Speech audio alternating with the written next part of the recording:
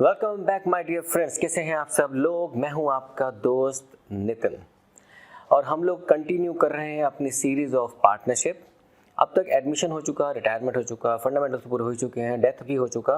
तो आज अब किस चीज़ की बारी आएगी? आज आएगी बात डिसोल्यूशन ऑफ पार्टनरशिप फर्म।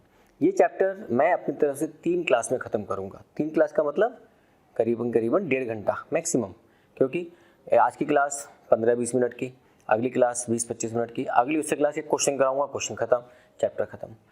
देखो, समझने की ज़रूरत ये है कि जैसे कॉन्सेप्ट समझा रहा हूँ, अगर उसको आपने ढंग से कैच कर लिया तो आई प्रॉमिस यू कि आपको क्वेश्चन कहीं से भी घुमा फिरा के आ जाए, आप उसको सॉल्व कर लोगे। तो कहते ये हैं कि अगर आपकी बेसिक क्लियर है ना, अगर आपकी फाउंडेशन मजबूत हो जाती है तो आप क्वेश्चन कैसे भी आए आप कर लोगे।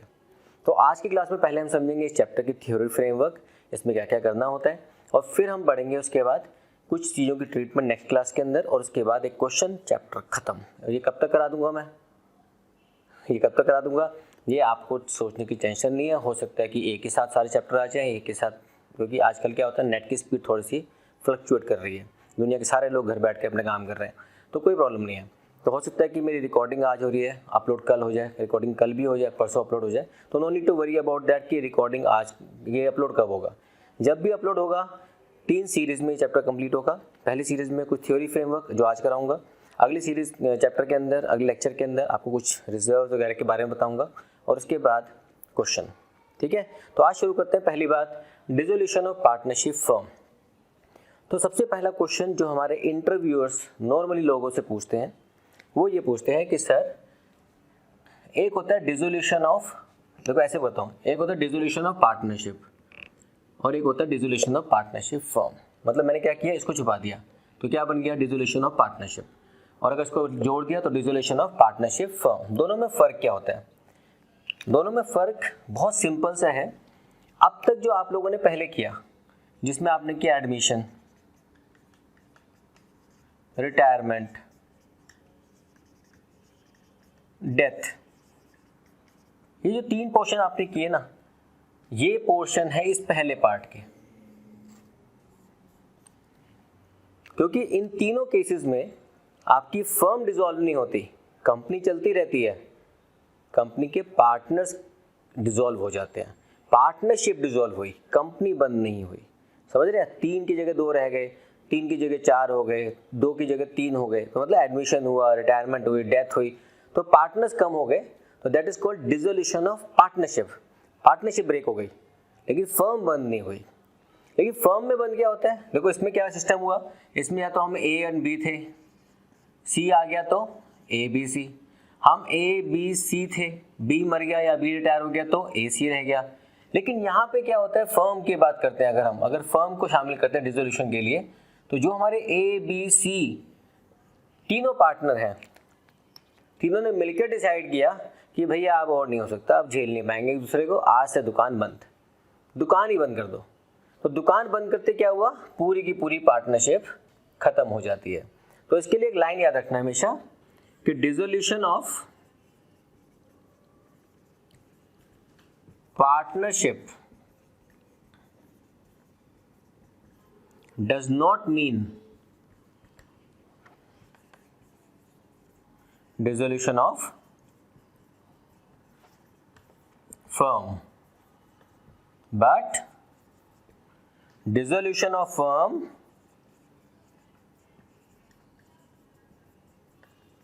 will lead to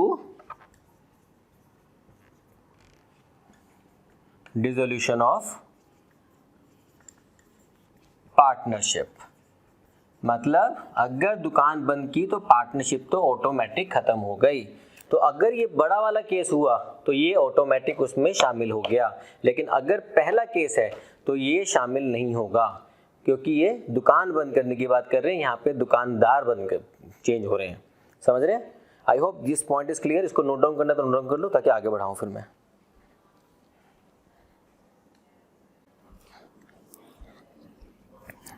दोस्तों, अब बात करते हैं थोड़ी सी थ्योरी की। अब थ्योरी की बात कहाँ पे होती है? अच्छा, ये बात भूल जाना कि 12th के लिए, बीकॉम के लिए, एमबीए के लिए, एमकॉम के लिए, किसके लिए? एमबीए में तो खैर पार्टनरशिप अकाउंट नहीं आता, एमकॉम में आ सकता है, आपके सीए, सीएस, फाउंडेशन वगैरह में सब जगह पे आता है। तो प्लीज़ उस हिसाब से पढ़ना कि हर जगह पे ये आपको काम आ सकता है।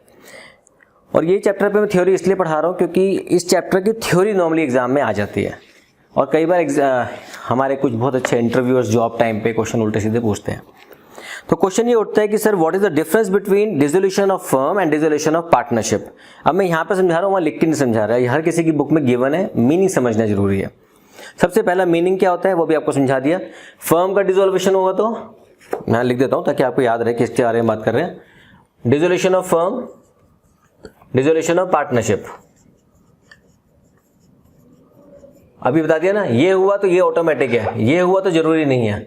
इसमें क्या हो सकता है, ए बी थे अब ए बी सी हो गए, ए बी सी थे अब ए सी हो गए, ये फर्म बंद हो रही है पूरी की पूरी।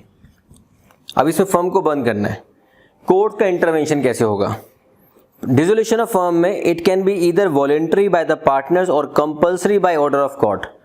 समटाइम्स दुकान को बंद करने का ऑर्डर आता है कोर्ट से, और कभी कभी स्वेच्छा से, आपस में मिलजुल के नमस्ते जी, नहीं तो कोर्ट ने बोला तुम दिवालिया हो गए हो निकल जाओ जी। तो जितने बच्चे हमारे बीकॉम करेंगे उसके लिए मैंने ऑलरेडी चैप्टर कवर कर रखा है, इंसॉल्वेंसी ऑफ पार्टनर। तो पार्टनरशिप की जब मैं प्लेलिस्ट बनाऊंगा पूरी, अभी मैंने प्लेलिस्ट अलग से नहीं बनाई है पार्टनरशिप की, जब बनाऊंगा तो उसमें पूरे चैप्टर होंगे, fundamentals, admission, retirement, death, dissolution, insolvency. तो इंसॉल्वेंसी बीकॉम वालों के लिए काम आएगा। पार्टनरशिप की डिसोल्यूशन कब होती है? ये वॉलंटरी है। ए और बी ने कहा कि चल सी को भी ले लेते हैं, ए और बी, सी के अंदर से बी ने बोला मैं जा रहा हूं, और कभी कभी तो बाय नेचर भैया भगवान ने बुला लिया किसी को, तो dissolution of partnership. Business continuation, इस केस में बिजनेस चलेगा, यस चलता रहेगा, इसमें बिजनेस नहीं चलेगा। Books of accounts, books of accounts of the firm are close. यहाँ पे अकाउंट्स जब कंपनी नहीं रही तो अकाउंट्स किस बात के, बंद, लेकिन यहाँ पे चलता रहेगा। स्टेट सेटलमेंट ऑफ अकाउंट्स, यहाँ पे सबके हिस्से उनको दे दिए जाएंगे, सारी एसेट बेची जाएंगी। आज मैं कुछ बता रहा हूँ, देखो सुनो, सारी एसेट बेची जाएगी, पैसा आएगा, सारी लायबिलिटी पे कर देंगे, पैसा कुछ बच जाएगा, जो बच जाएगा तुम्हारे हिस्से जो आया तुम लेके चले जाओ, नमस्ते कंपनी बंद। लेकिन डिसोल्यूशन ऑफ पार्टनरशिप में क्या होता है, asset of the firm are revalued, उनको बेचा नहीं जाता, यहाँ पे रीवैल्यूएशन होता है। देखो ऐसे होता है, यहाँ पे रीवैल्यूएशन होता है और यहाँ पे रियलाइजेशन होता है, मतलब सेलिंग होती है एंड सेटलमेंट होता है। यहां पे देखते हैं कि मार्केट में आज वैल्यू क्या हो गई उसकी, लेकिन वहां पे कितने की बिक जाएगी, OLX पे बेच दो, इस पे बेच दो, फलाना ढिमका में बेच दो, सब जगह बेच दो, और यहां से जितनी लायबिलिटी है उसको कम से कम में पे कर दो। इफेक्ट क्या आएगा, डिसोल्यूशन ऑफ फर्म। अब देखो वो जो मैंने पढ़ाया था पहले, dissolution of firm also means dissolution of partnership. Dissolution of partnership may or may not involve dissolution of firm. कभी कभी पार्टनर ने बोला ये भी तो पार्टनरशिप डिसॉल्व हो रही ना, अब सबने बोला नहीं है दुकान भी बंद कर दो, तो मे आ गया तो यहाँ पे आ जाएगा। तो आपको याद क्या रखना है, अगर ये हुआ तो ये भी होगा, लेकिन ये हुआ तो ये जरूरी नहीं होगा। ठीक है। अब क्वेश्चन ये उठता है कि सर डिसोल्यूशन कैसे कैसे हो सकता है। बोर मत होना, थ्योरी बहुत इंपॉर्टेंट होती है। सबसे पहले जी आपस की सलाह कर लो, mutual agreement. Number 2 compulsory dissolution. कई बार हम पार्टनरशिप शुरू करते टाइम डिसाइड कर लेते हैं कि हम 4 साल चलाएंगे, 5 साल चलाएंगे, उसके बाद अपने अपने रास्ते, तो वो होता है कंपल्सरी, लिखा हुआ है ऑलरेडी उसके अंदर। When all the partners or all the partners except one become insolvent, कभी कभी हमारे पार्टनर में से कोई इंसॉल्वेंट हो जाता है, तो सारे पार्टनर इंसॉल्वेंट हो गए, एक ही बचा तो दुकान बंद। एक अकेला पार्टनर थोड़ी हो सकता है, 1 person cannot be a partner. When business of the firm become unlawful, अगर आप ऐसे काम कर रहे हैं जिसके अंदर इलीगल एक्टिविटीज में शामिल हैं, तो भले ही आप एक दूसरे को पार्टनर बोलते हो, लेकिन वो पार्टनरशिप पहले से ही नल एंड वॉइड मानी जाएगी। इसको आप डिटेल में पढ़ेंगे, बीकॉम वाले पढ़ रहे हैं बिजनेस लॉ में, जो 12th कर रहे हैं वो बाद में पढ़ेंगे, बिजनेस लॉ में चैप्टर में आएंगे। बाय नोटिस, पार्टनरशिप को आप ब्रेक कर सकते हैं नोटिस दे करके, as per your contract. On happening of an event, expiry of term, completion of venture, death of a partner, adjudication of the partner. अब 2 ही पार्टनर थे, एक की डेथ हो गई, पार्टनरशिप खत्म हो गई। कॉन्ट्रैक्ट 5 साल का था, काम खत्म हो गया, हमने बिल्डिंग बनाने के लिए पार्टनरशिप की थी, बिल्डिंग बन गई, नमस्ते आपने अपने घर चलो। ठीक है। अब डिसोल्यूशन ऑफ बाय कोर्ट, अब कोर्ट भी कहता है डिसॉल्व कर दो। कोर्ट कब कहेगा कि डिसॉल्व कर दो कंपनी को? Number 1 when a partner become और पर्सन ऑफ अनसाउंड माइंड, पागल हो गया पार्टनर, 2 पार्टनर थे, एक पागल हो गया, तो भैया दुकान बंद कर दो। अब पार्टनर इज परमानेंटली इनकैपेसिटेटेड, वो इनकैपेसिटी हो गया, पैरालिटिक हो गया, स्ट्रोक हो गया, कुछ भी हो गया, मतलब he can not work now, disable हो गया, कुछ भी हो सकता है, but he can not work. Partner is found guilty of misconduct, एक पार्टनर ऐसा था जिसको इलीगल एक्टिविटी में या फिर ऐसे मिसकंडक्ट में शामिल हो गया, तो उसको भी हम कंपनी कोड कह सकते हैं कि दुकान बंद कर दो अपनी। Partnership agreement is breached persistently by some partner, कोई ना कोई ऐसा पार्टनर है जो कि सारे के सारे कॉन्ट्रेक्चुअल एग्रीमेंट्स आपस में जो हुए हैं उनको ब्रेक किए जा रहे हैं, मतलब होता है धांधलेबाजी, तो उसको भी हम पार्टनरशिप कोर्ट के थ्रू बंद करा सकते हैं।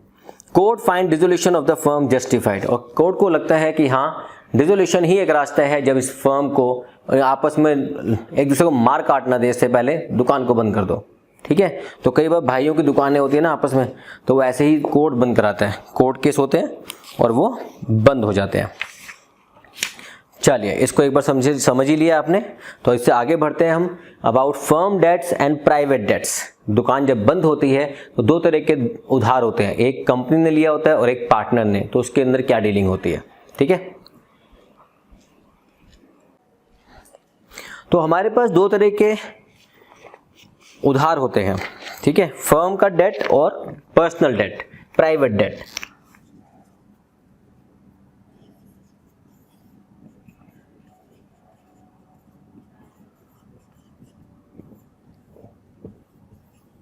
आज आपको लग रहा होगा ना सर इतनी थ्योरी क्यों पढ़ा रहे हो, ये नहीं कि मैं तैयार होकर नहीं आया हूँ, मैं पूरा तैयार होकर आया हूँ, सिर्फ घर से बाहर नहीं निकल सकता, बाकी सारे काम कर सकता हूँ मैं, ठीक है, लेकिन ज़रूरी है इसलिए पढ़ा रहा हूँ। आपने पहले किसी चैप्टर में मुझे इतनी थ्योरी पढ़ाते हुए नहीं देखा होगा, ठीक है। चलिए पढ़ते हैं।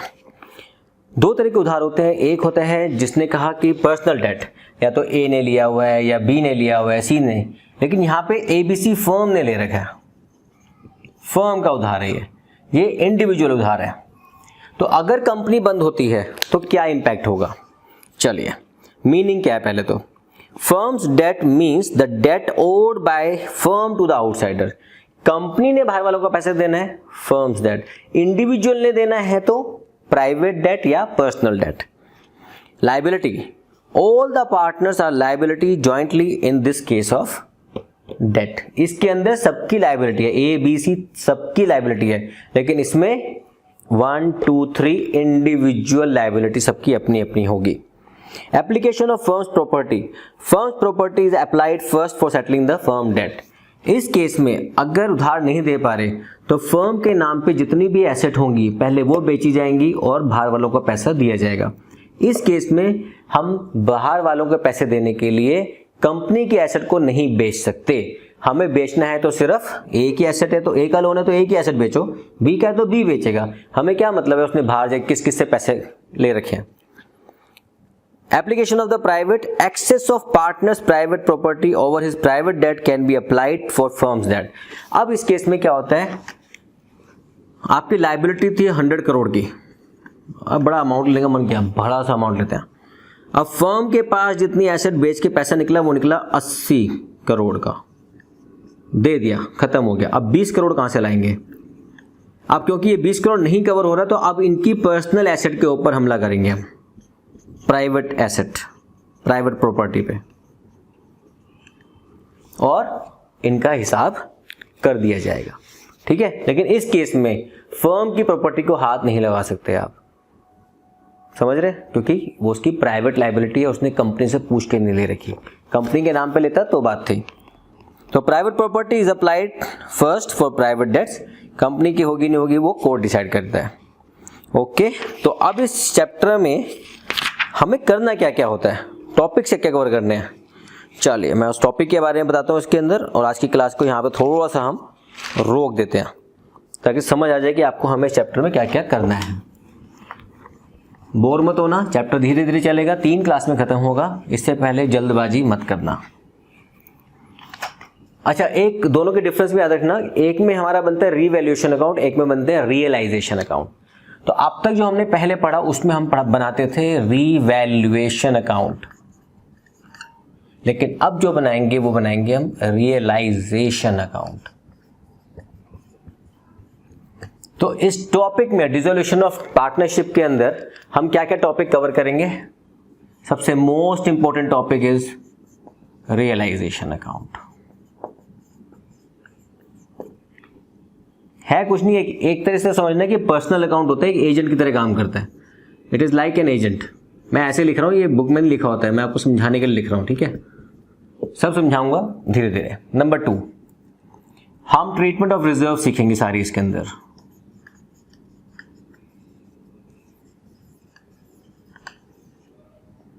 Number 3, payment of debts, liabilities. सब दुकान बंद कर रहे हैं। कोई अनरिकॉर्डेड